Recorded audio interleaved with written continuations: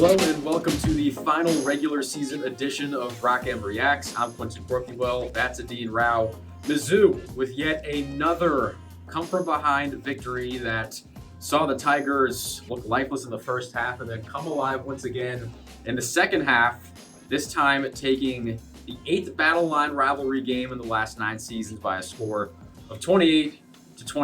Adeen, this was not as crazy of a game as some of the past few have been for Mizzou.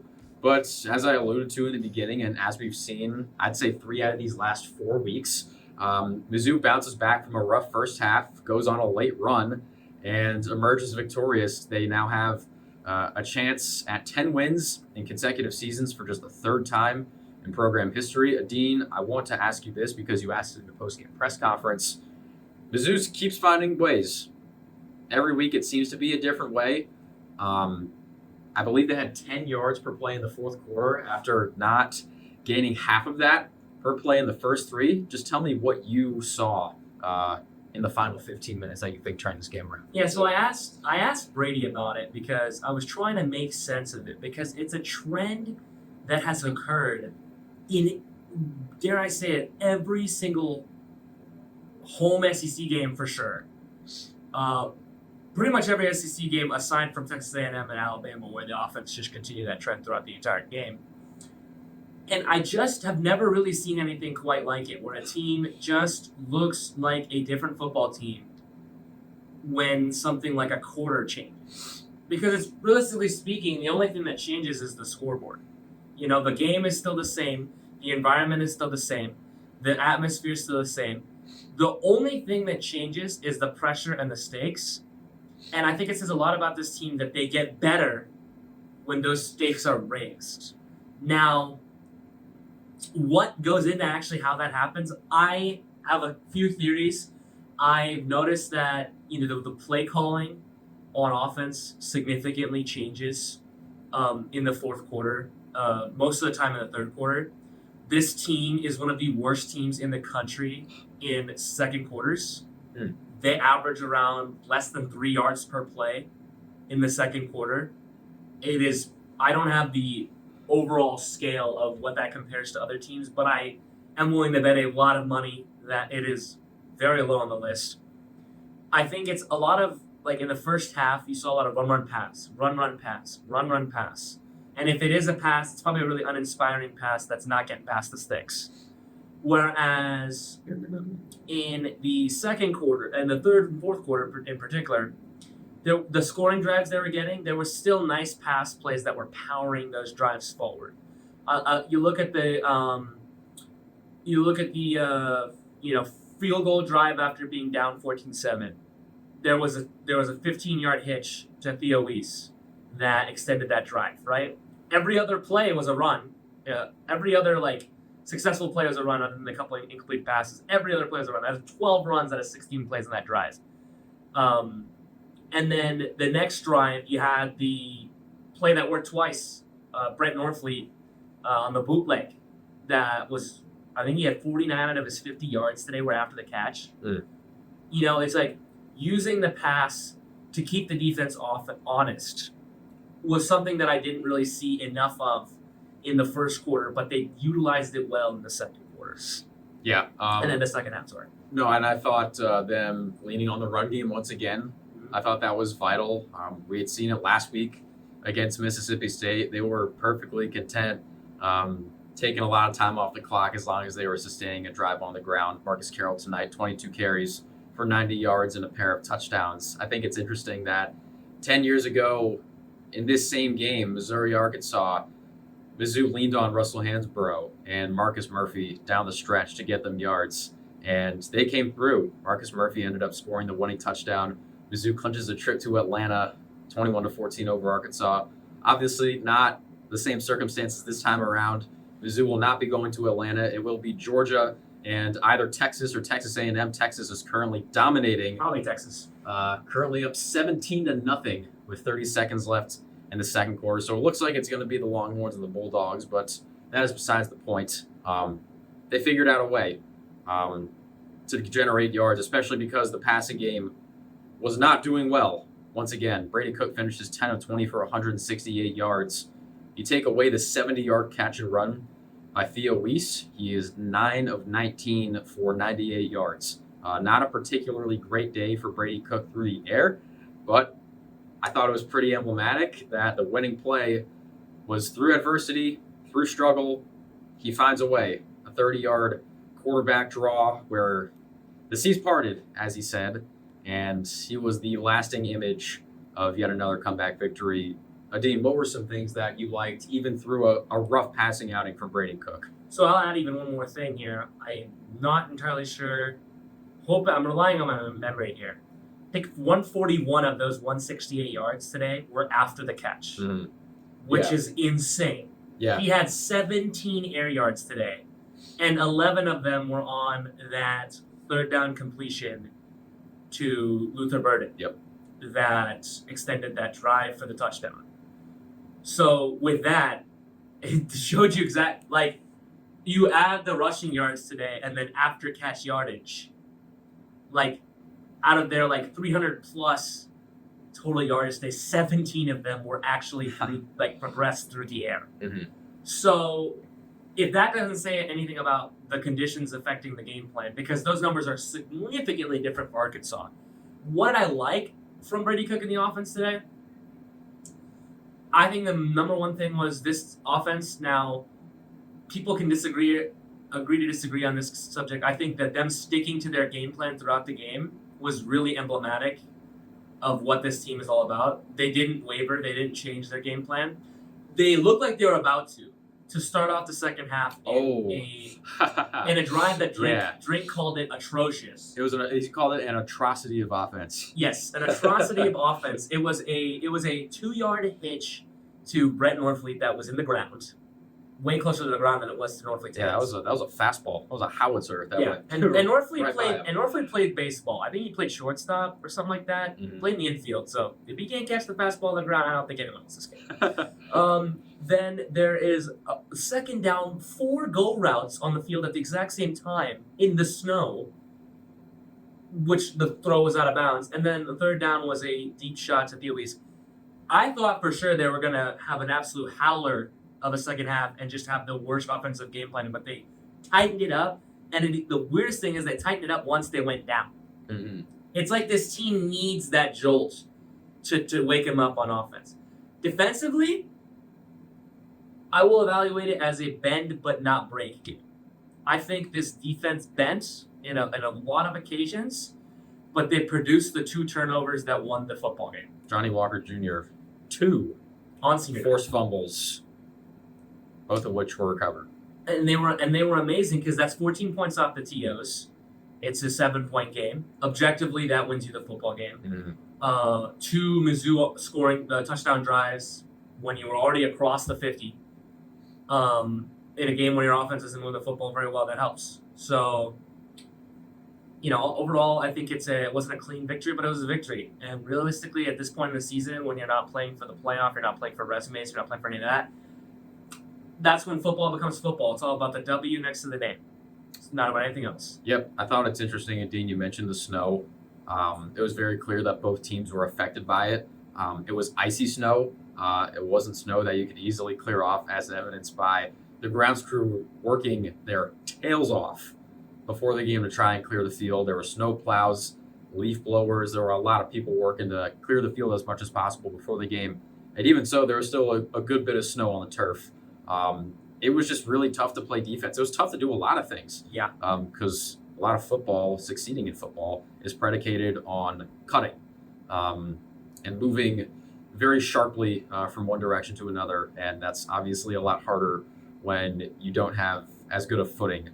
And so it was interesting to see how both teams game planned around it. I thought Drink brought up an interesting point in terms of Arkansas's offensive play calling, especially through the air.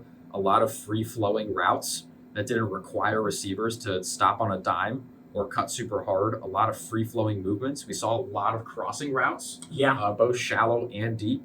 From Arkansas, Taylor Green was able to hit those guys, I'd say more often than not. But as Adeen said, Mizzou's defense did enough, even as it allowed a handful of chunk gains, albeit some coming off of Arkansas being better on a play like, for example, the 4th down conversion, the rollout from Taylon Green, Bro. hitting Andrew Armstrong. My God. That was stupid.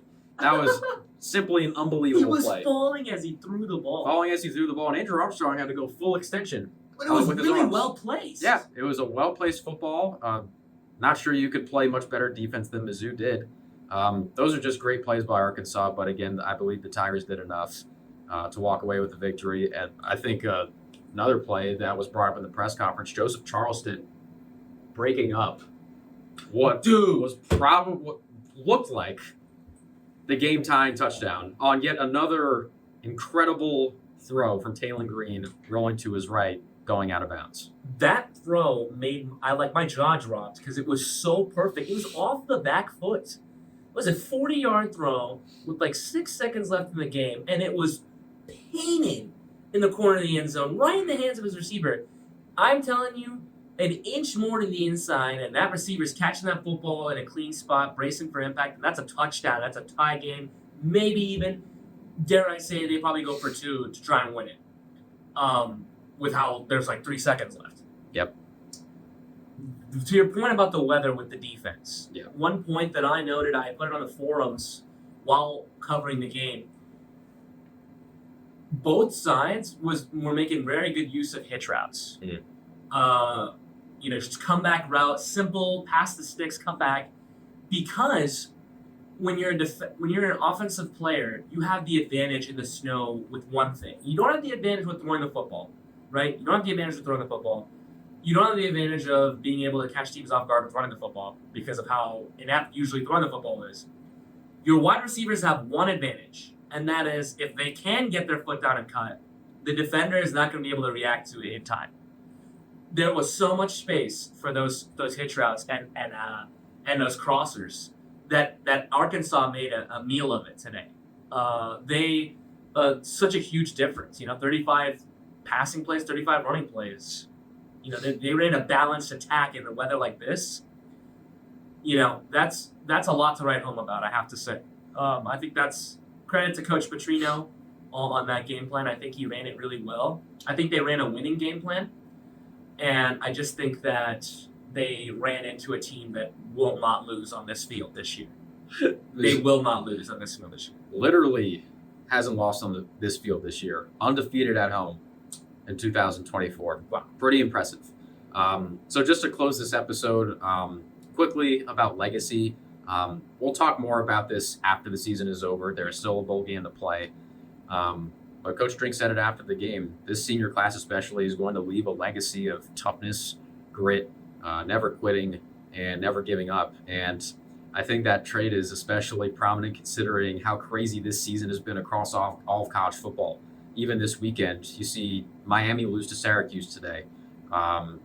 You see, oh my God, what else happened? Oh, duh. Friggin' one of the worst Michigan teams of the 2010s goes into Columbus and beats number 2 Ohio State. And they get maced at midfield. I can't believe it. Pepper spray. Equipment manager got assaulted for trying to pick up the flag. And then yesterday we see Georgia Tech take Georgia to 8 overtimes. 2 real overtimes and then 6 fake overtimes. 6 plays. 2 OTs plus 6. Yeah.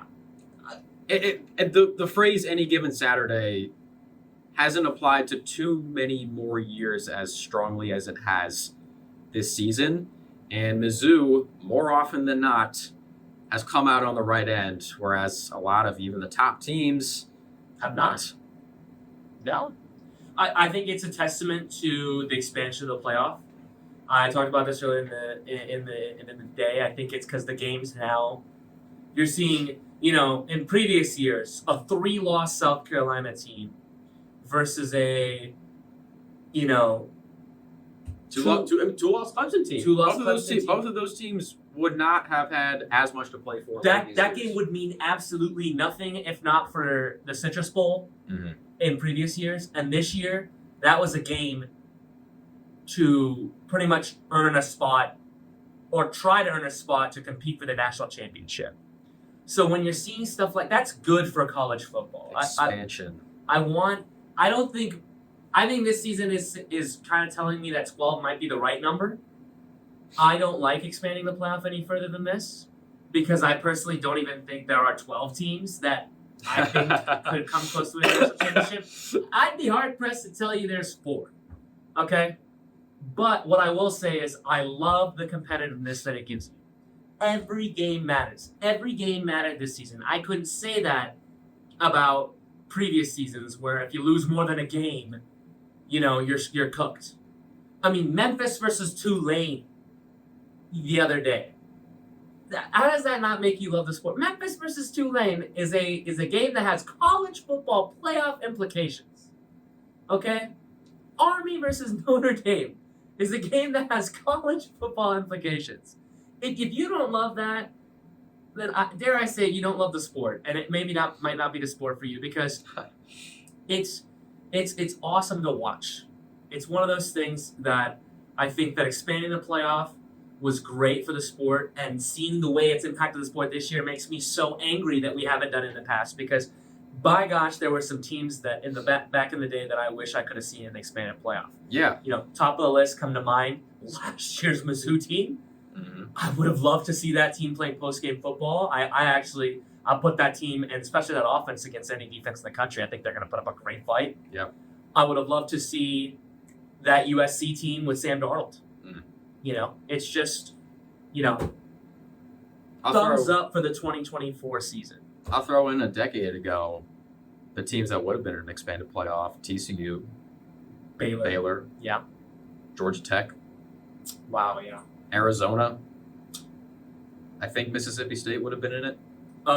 Group of 5, UCF with Mackenzie Milton. That's a phenomenal team that we got. That one Western Michigan team with Corey Davis. With PJ Fleck. Does that team in a bigger setting that's not the Cotton Bowl against Wisconsin maybe actually go out and play a pretty tough game? Who knows? Yeah. So many teams have passed that don't get the opportunities that these teams get today. These kids should be very, very thankful for that. It's long overdue. And my conclusion is that I think it's great for the sport. I might go back on that. I mean, hell, we have Indiana. Indiana might have a home playoff game, folks. There's going to be a college football playoff game in Bloomington, Indiana in December. But Alabama would be favored. On a neutral site, yeah. On a neutral site, Alabama will be by 30. I don't care. That's good for football. Okay? It's kind of like when you're playing your NCAA 14 Dynasty mode and you're watching the Western Kentucky Hilltoppers of the Sun Belt 12-0 and they're like number 3 in the country. In your random save.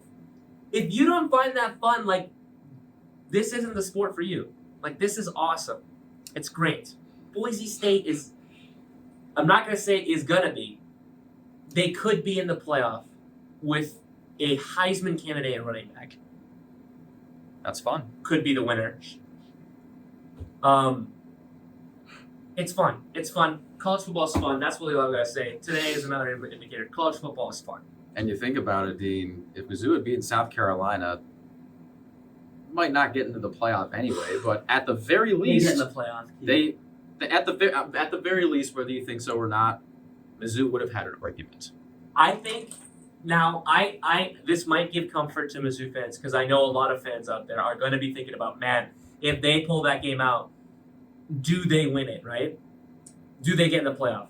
Now, I argue this.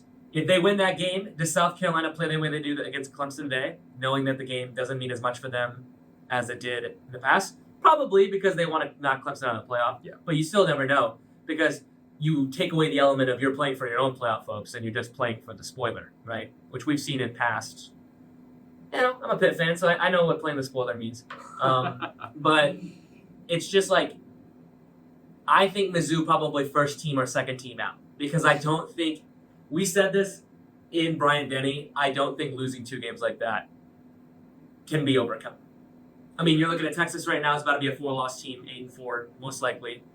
And then Alabama is a 3-loss team, and you're losing to both those teams by a point differential 65. I don't think they make the playoffs. Yeah. But I think actually there's a better chance one of the 3-loss SEC teams, probably Ole Miss, would have gotten in over Mizzou as an at-large, even if Mizzou was 10-2. Just because of Quality wins. Awesome wins, which Yeah. Mizzou would not have had because its best win would have been against A a 4-loss team. Yeah, 4-loss South Carolina on the road. Yeah. Not enough.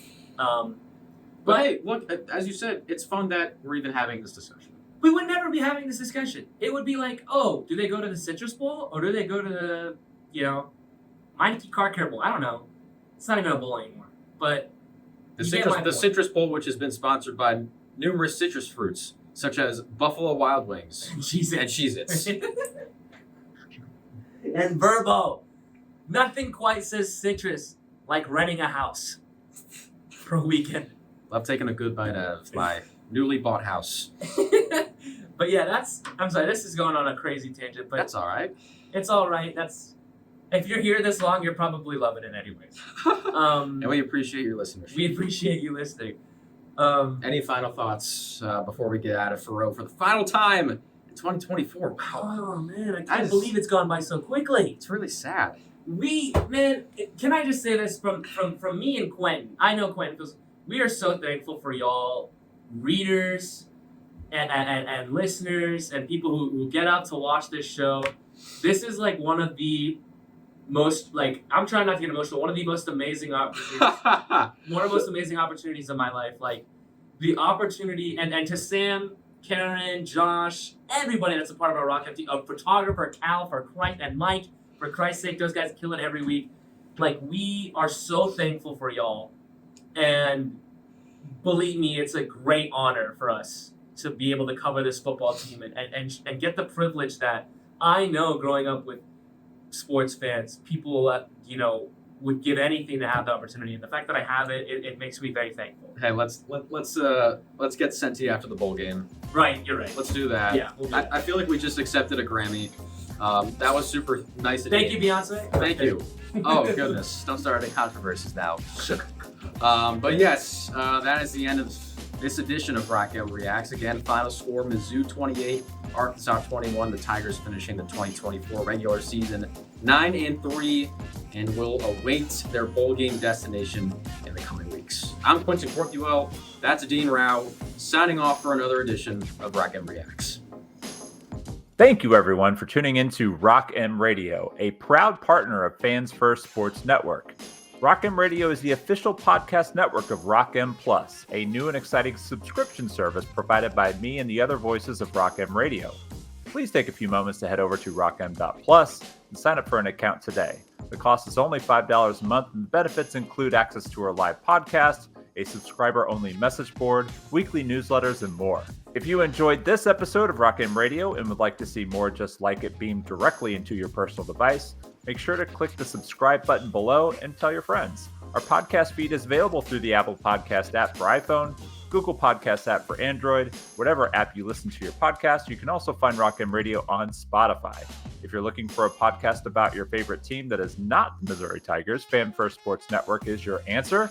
A full podcast network loaded with the team-specific podcasts covering Major League Baseball, the NFL, NHL, NBA, MLS, and more. And we'll be back with more episodes of Rock M Radio coming to you soon.